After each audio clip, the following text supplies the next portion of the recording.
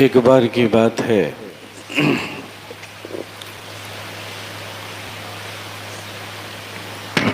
एक ऐसा गांव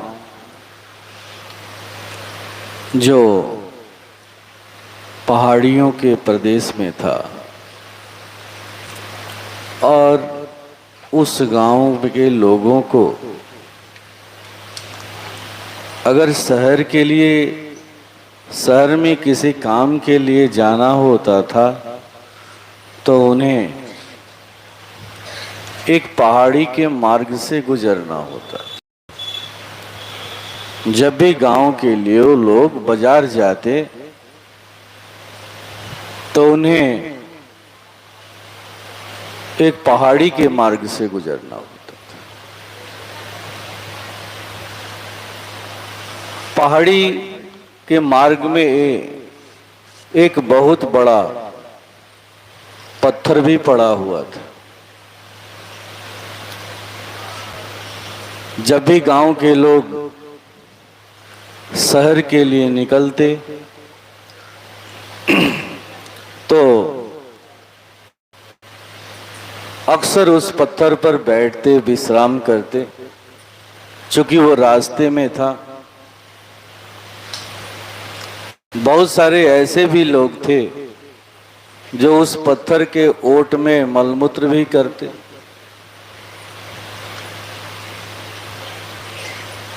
एक दिन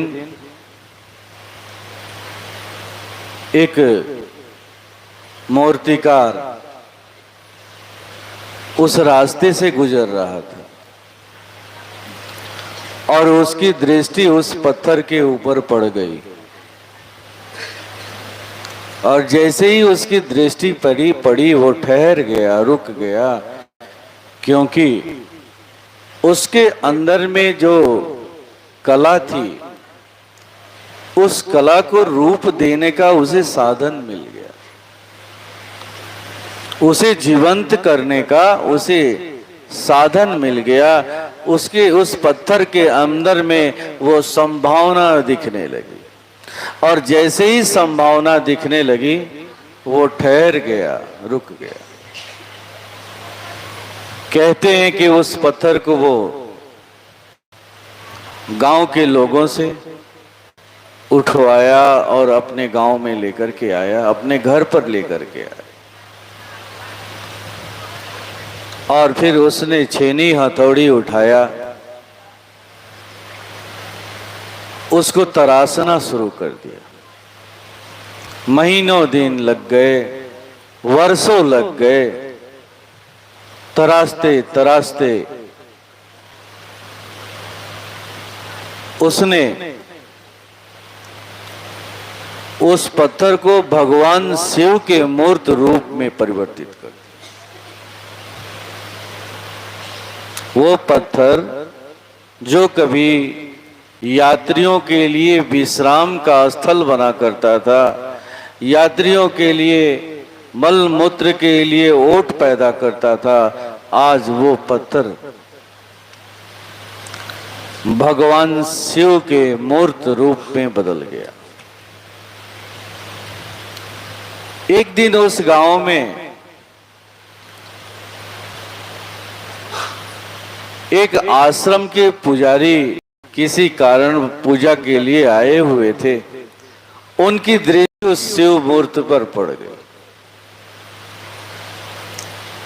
अब उन्होंने उस मूर्तिकार से उसका मोल भाव किया और उसे लेकर के वो अपने आश्रम पर चले गए। अब आश्रम में उसे एक विशेष स्थान दिया गया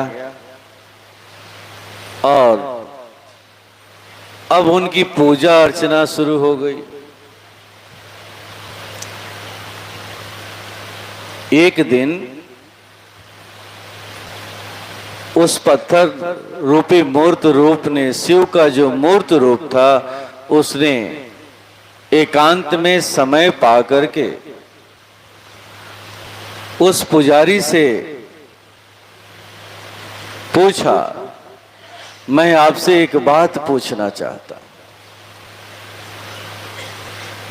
पुजारी को भ्रम हुआ कि आवाज कहां से आ सकती है, यहां तो मैं हूं और भगवान शिव की मूर्ति है, इसके अलावे तो कुछ है नहीं और मूर्ति बोलती नहीं है, तो फिर ये आवाज कहां से आ सकती है। उसे भ्रम हुआ। फिर थोड़ी देर के बाद एक आवाज निकलती है, मैं आपसे कुछ पूछना चाहता हूं। जैसे ही अब पुजारी को समझ में आ गई कि ये आवाज कहीं और से नहीं है बल्कि इस मूर्ति से ही निकल रही।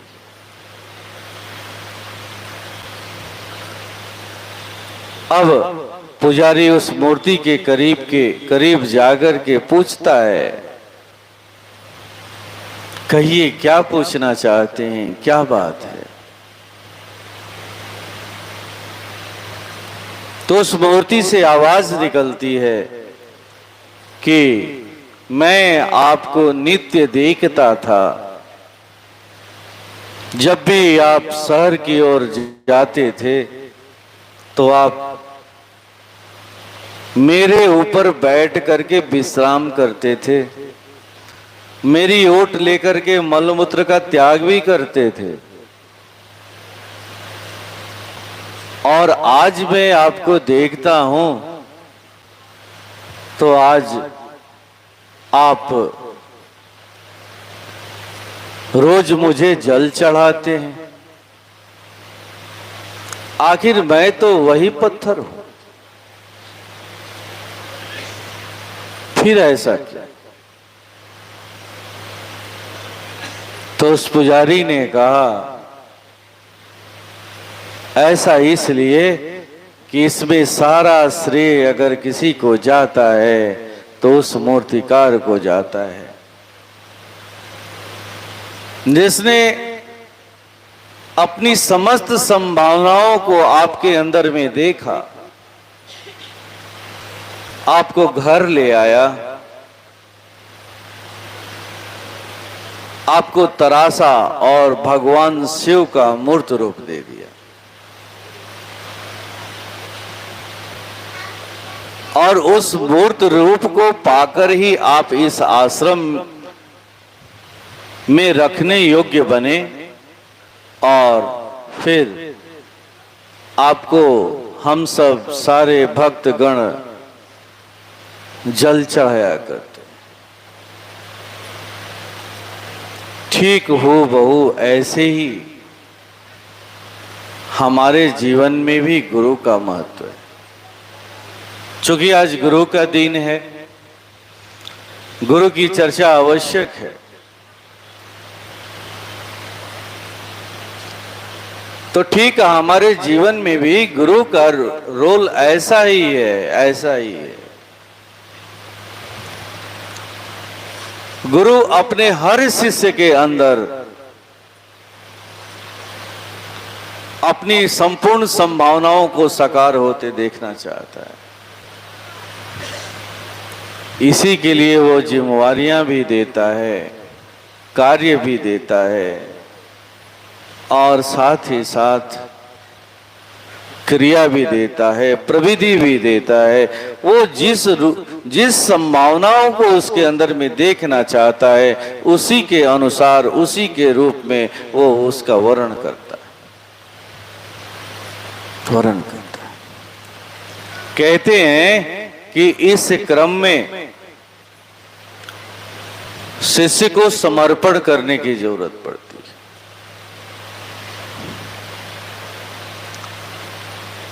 शिष्य को समर्पण करने की जरूरत पड़ती है। तो आइए आज थोड़ा सा हम सब समर्पण पर भी थोड़ी चर्चा करें।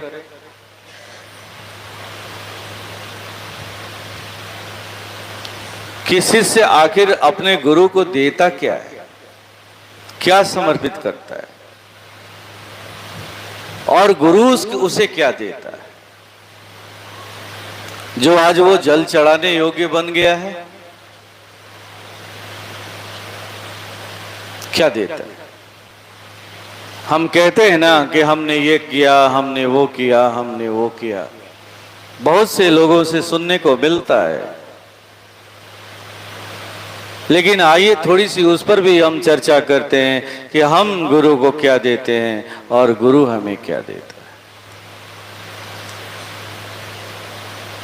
क्योंकि मैं जो कुछ भी आज रख रहा हूं वो अनुभव की चीज है, कहीं लिखी और पढ़ी हुई चीज नहीं है, ये अनुभव की चीज। जब हम सर्वप्रथम सबसे पहले गुरु के करीब जाते हैं, ये जो मैं बताने जा रहा हूं वो आपके साथ भी हुआ होगा। सबसे पहले जब हम गुरु के करीब जाते हैं तो अपने हम उन्हें क्या देते हैं। हम तो यहां कहते हैं कि हमने ये किया, हमने वो किया, हमने ऐसा किया, हमने वैसा किया, लेकिन सच्चाई क्या है? हम देते क्या है? तो अपनी तुच्छता को देते। तुच्छता का मतलब क्या है? अपने छोटेपन को, अपना छोटापन हम उन्हें अर्पित करते हैं, छोटापन अर्पित करते हैं। हम बड़ा बन के उनके समक्ष नहीं जाते, चाहे हम कितने भी बड़े आदमी हों। अगर हमें उनसे प्रथम बार कुछ पाना होता है तो हमें छोटा बन के जाना होता है। अगर हम ज्ञानी हैं, ज्ञानी का पगड़ी बांधे हुए हैं, तो उस ज्ञान को भी दफन करके जाना होता है, उसे अर्पित कर देना होता है और एक अपने को छोटा बना के हम जाते। और जब जाते हैं, जब छोटा बना के जाते हैं, तो हमें भी वो कुछ देते हैं। क्योंकि गुरु का सिद्धांत है कि मुफ्त में कोई चीज मत लेना, कोई भी चढ़ावा मुफ्त में मत लेना। अगर कुछ देता है तो उसे कुछ लौटाना।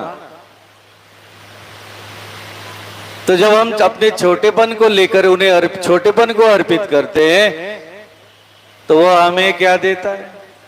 तो हमारे झोली में विशालता का वो दान करता है। हमें विशालता का दान करता है। विशालता का दान का मतलब अपनी विशालता से वो प्रथम परिचय कराता है। देखो मेरी विशालता क्या है। जब आप पहली बार गुरु के समक्ष, पूज्य गुरुदेव के समक्ष गए होंगे और उन्होंने दीक्षा माध्यम से जो प्रविधि दी होगी और आपको सामने बैठा करके जो पहली बार साधना कराई होगी, वो इसी की तो अनुभूति कराई है उन्होंने। जहां आप रुक से जाते हैं, ठहर से जाते हैं, उस विशालता का अनुभव करके। ये पहला एक शिष्य के झोली में गुरु द्वारा दिया गया पहला दान है। आपका दान क्या है? तो तुच्छता। उसके एवज में उनका दान क्या है? तो विशालता। किसकी विशालता? तो अपनी विशालता। ठीक यही घटना तो गीता, महाभारत में गीता के प्रसंग में होती है। पूरा गीता 18 अध्याय का है, लेकिन अर्जुन को कृष्ण के विशालता से परिचय किस अध्याय में होता है? तो 11वें अध्याय में होता है। 11वें अध्याय में विराट रूप का दर्शन होता है, अपने गुरु के विशालता का दर्शन होता है। वही अर्जुन 11वें अध्याय के पहले भी एक जिज्ञासु अर्जुन ही है। वो प्रश्न करता है और कृष्ण उत्तर देते हैं, लेकिन वहां उसके अंदर भी स्थिरता नहीं है। एक तर्क वितर्क है, संतुष्टि नहीं है, प्रश्नों पर प्रश्न किए जा रहा है, लेकिन एक क्षिप्त अवस्था में। लेकिन जैसे ही उस विशालता का जब दर्शन करता है, उस विशालता का दान प्राप्त करता है, तो वही अर्जुन रुक जाता है, ठहर जाता है। वही अर्जुन अब जिज्ञासु अर्जुन बन जाता है। ऐसा नहीं है कि 11वें अध्याय के बाद जो फिर कृष्ण और अर्जुन के बीच 18वें अध्याय तक कोई संवाद नहीं है। वहां भी संवाद है, वहां भी प्रश्नोत्तर है, वहां भी शंकाओं का समाधान है। लेकिन यहाँ पर उस अर्जुन का चरित्र बदल जाता है। अब वो अर्जुन जिज्ञासु अर्जुन बन जाता है। जहां अर्जुन 11वें अध्याय के पहले कुछ सुनने को तैयार नहीं था, कुछ मानने को तैयार नहीं था, आज वही अर्जुन 11वें अध्याय के बाद, उस विशालता के दीदार करने के बाद जिज्ञासु अर्जुन बन जाता है। अब वो सुनने के लिए तैयार होने लगता है। उसकी अज्ञानता मिटने लगती है, उसकी पशुता समाप्त होने लगती है। अज्ञानता का मतलब पशुता से, या पशुता का मतलब अज्ञानता से। ठीक हो बहु यही अवस्था आप सबों के साथ भी हुई होगी। प्रथम दिन का जो गुरु के संगति का, उनके दीक्षा को प्राप्त करने के बाद उनके साथ बैठ करके ध्यान करने का जो अनुभव हुआ होगा, वो ऐसा ही कुछ अनुभव है जो सबके साथ। तो कहा ना कि पहला समर्पण शिष्य का क्या है, तो तुच्छता का समर्पण। और उनका उस तुच्छता के एवज में वो दान क्या देते हैं, तो अपनी विशालता का दान देते हैं। विशालता। अब साधक इस विशालता को पाकर के स्थिर हो जाता है, शांत हो जाता है, और अब वो अपने गुरु की हर चीजों को मानने के लिए तैयार हो जाता है। यहीं पर वो तैयार हो, उसके अंदर तैयार होने की जो भूमि है, अनुशासित होने की जो भूमि है, यहीं से प्रारंभ होती है, यहीं से प्रारंभ होती है। फिर दूसरा समर्पण शिष्य का आता है। जब ये इस विशालता के दान को जब वो पाता है ना, तो उसके बाद दूसरा समर्पण वो करता है। दूसरा समर्पण किस चीज का करता है, तो अपने पशुता का, अपने अज्ञानता का समर्पण।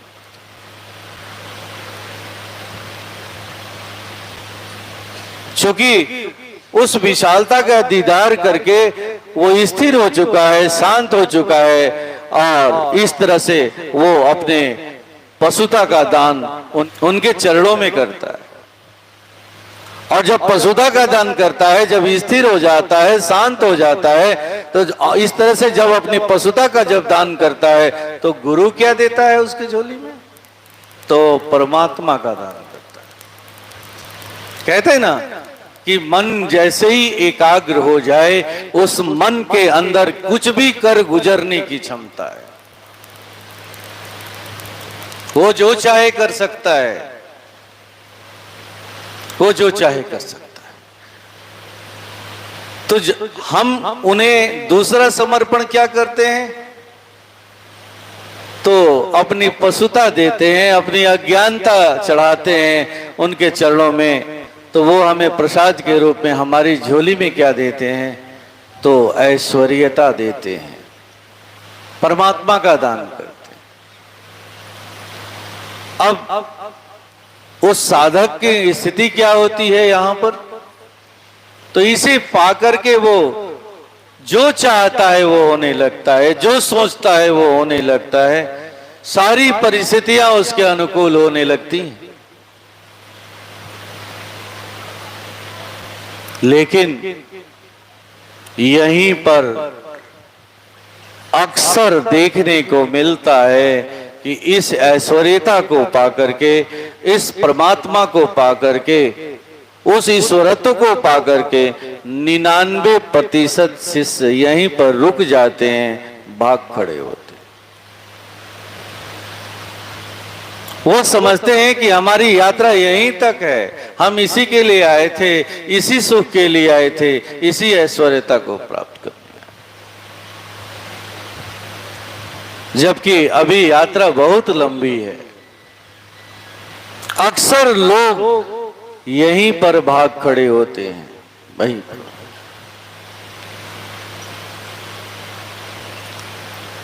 क्योंकि अब उन्हें लगने लगता है कि मैं जो चाह रहा हूं वो होने लगा, मेरा यश फैलने लगा, मेरा नाम होने लगा, सब कुछ तो हो रहा है।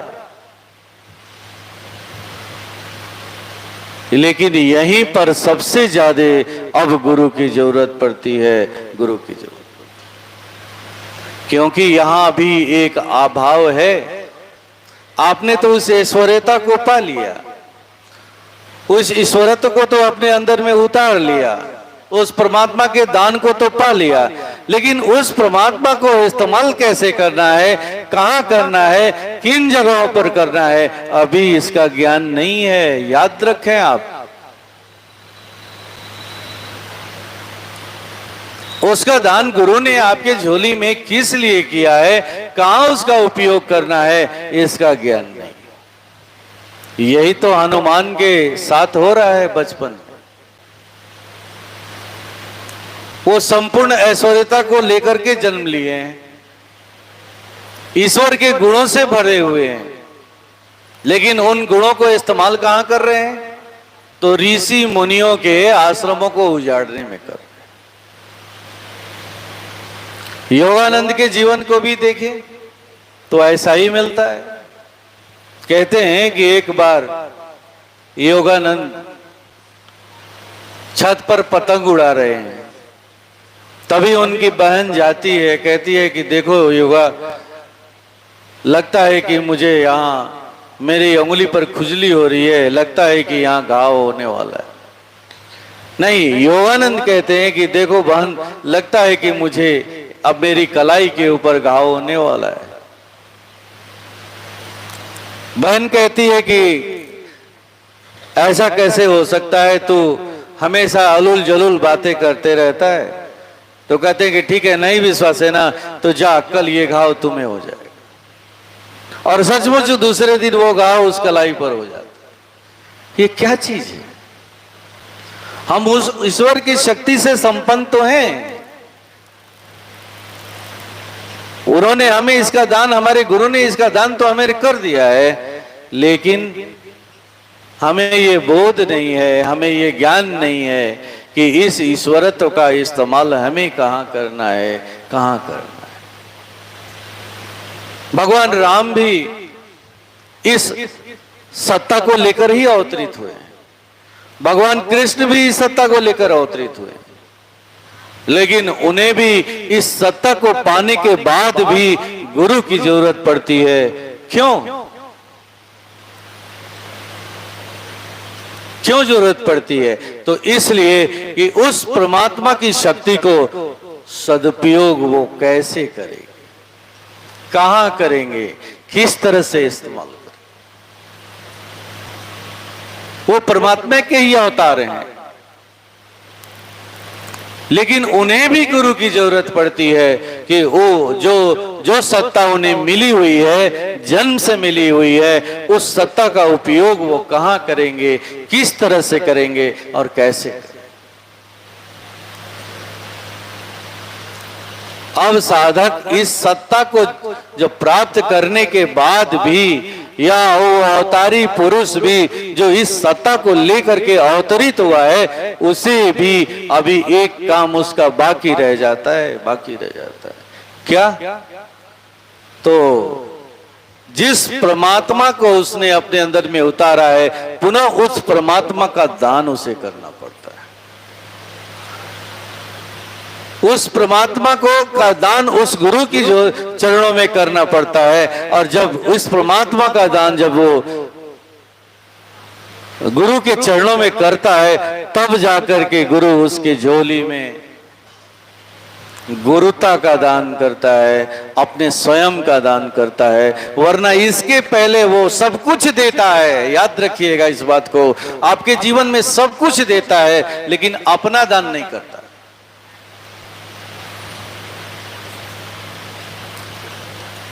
दुनिया की सृष्टि की सारी चीजें वो दे देता है लेकिन अपना दान वो नहीं करता। अपना दान वो अपना दान तभी करता है जब आप उस परमात्मा का, जिस परमात्मा को आपने उनसे पाया था, जिसे सिद्ध किया था, जब उसका दान आप उसके चरणों में अर्पित करते हैं, तब जाकर के वो स्वयं का दान करता है, अपने गुरु तत्व का दान करता है, अपने गुरुता का दान करता है। इसीलिए गुरु महान, इसीलिए एक राम जैसे समर्थवान को भी गुरु की जरूरत पड़ती, इसीलिए एक कृष्ण जैसे समर्थवान को भी गुरु की जरूरत पड़ती, गुरु की जरूरत। तो ये है समर्पण की कहानी, ये है समर्पण। और जब यह समर्पण शिष्य करता है तो आप इस बात को रखने का मेरा आशय यही है, इस बात को समझना कि हम उन्हें क्या देते हैं और वो हमें क्या देते हैं। हमने अपनी तुच्छता को दिया तो उन्होंने अपनी विशालता दिया, हमने अपनी पशुता को दिया तो उन्होंने हमारे झोली में परमात्मा का दान किया। फिर हम जब अपनी क्षुद्रता का दान करते हैं, उस परमात्मा को इस्तेमाल नहीं करना जानते हैं, उस अवगुण का जब हम दान करते हैं, उसे चढ़ाते हैं, तब जाकर के वो अपना दान हमारे झोली में करते, झोली में। तब हम सही माने में गुरु को प्राप्त करने का अधिकारी बनते, इसके पहले नहीं बनते। अगर इसके पहले कोई ऐसा समझता है कि हम गुरु के बहुत प्यारे हैं तो भ्रम है आपका, ये भ्रम है, भ्रम है। गुरु के प्यार का अधिकारी वही है जो उसने उनसे जो पाया फिर उसे ही वो उन्हें अर्पित करता है, अर्पित करता है। यह है गुरु का चरित्र। और ऐसे ही महान सदगुरु की ये सभा है, उस सभा में हम सब उपस्थित हैं। उनके समक्ष कुछ नैवेद्य सामग्रियां रखी हुई हैं। आइए प्रभु से प्रार्थना करें कि हे प्रभु, आप इसे स्वीकार करें तथा हम सबों पर विशेष दया करें। प्रभु आज के दिन विशेष कृपा करें ताकि आपने जो हमें रास्ता दिया है, जो मार्ग दिया है, उस मार्ग पर हम सब अनवरत चलते रहें, अनवरत चलते रहें, कभी रुके ना, कभी ठहरे ना। प्रभु ऐसी कृपा, ऐसी दया, ऐसी सहायता करो प्रभु, ऐसी सहायता करो। हम कभी अपने रास्ते से पदच्युत ना हो, कभी दूर ना हो, कभी दूर।